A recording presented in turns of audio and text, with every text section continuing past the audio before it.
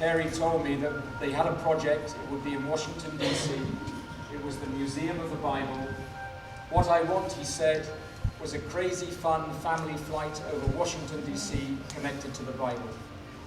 Where do you start? Well, we got into research and we found that in addition to the great monuments and memorials in the city, there are some unusual buildings such as Union Station, the railway station, the post office, and many others.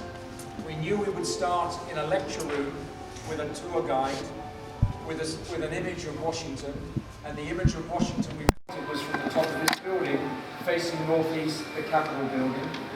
5 minutes later, we would return through the big bronze doors. We then had to develop a dreamlike flight, and we take in 15 biblical texts and 12 locations. We presented the whole concept 9 months later to the Museum of the Bible. That's how long it took to develop this concept. And Carey stood up after the presentation and said, hidden in plain sight. I said, yes, that's exactly what we're doing. Months and months later, in fact earlier this year, we were trying to search for the right title. That's how Washington Revelations came up. We are revealing things that are hidden in plain sight in Washington. It's right on track with the revelation of John, and of course it's on track with the way that Jesus told parables in the great Jewish tradition to reveal a greater truth. So that's Washington Revelations. Everything we do is computer generated. So everything you see today is being developed on a computer. But it is overlaid with real photographs, distorted to give the right perspective as you're flying past. So in May 2016, I had a team of 3 people who took over 30,000 photographs in 10 days. The Library of Congress, we went to see them, explained what we were doing. They opened their doors to us for 4 days, 3 hours a day, to take whatever photographs we wanted. So you'll fly through the Library of Congress today. There's a statue of St. Paul. We took over 1,000 photographs of that statue, and using a process called photostereogrammetry, we created a perfect 3D image, virtual image of that statue, which is featured in the movie. So that gives you a little bit of background of how we developed the movie. One of the interesting things is you stand up to do this ride.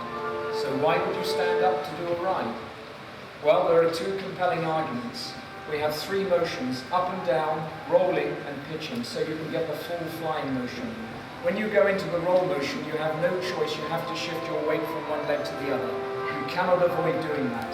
That simple motion is connecting the human motor system to the human sensory system. It's known as sensory motor feedback, and it's an area of scientific study, many papers written on it.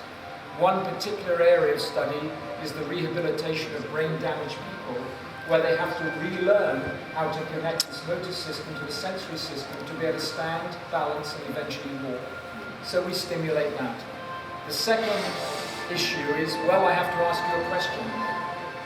Anybody here, do you remember flying in your dreams? Those that remember flying in your dreams, did you sit in a chair to do that? No. So you're like a bird or like Superman.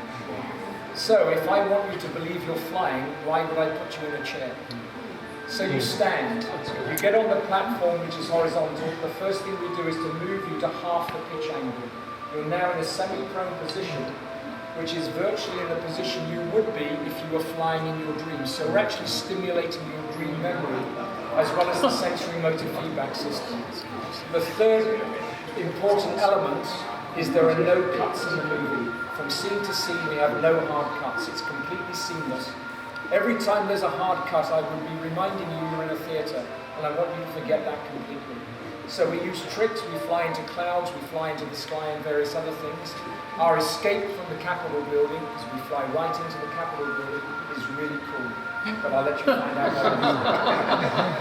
more. So that's some of the things that we have done.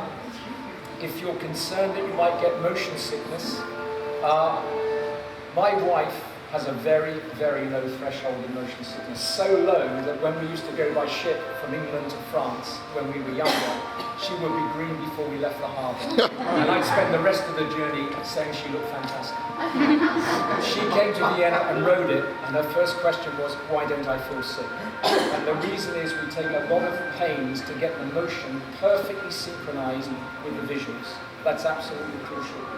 She rode it 2 weeks ago, Washington Revelations, and she came back and rode it on a day when we didn't have the motion system working when we were doing testing. Immediately she felt nauseous and closed her eyes.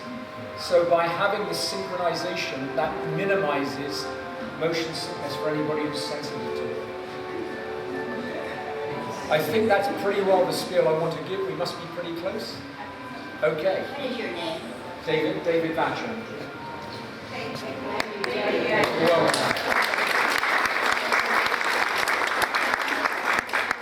I used to be a naval architect for the Royal Navy, the British Navy, designing ships.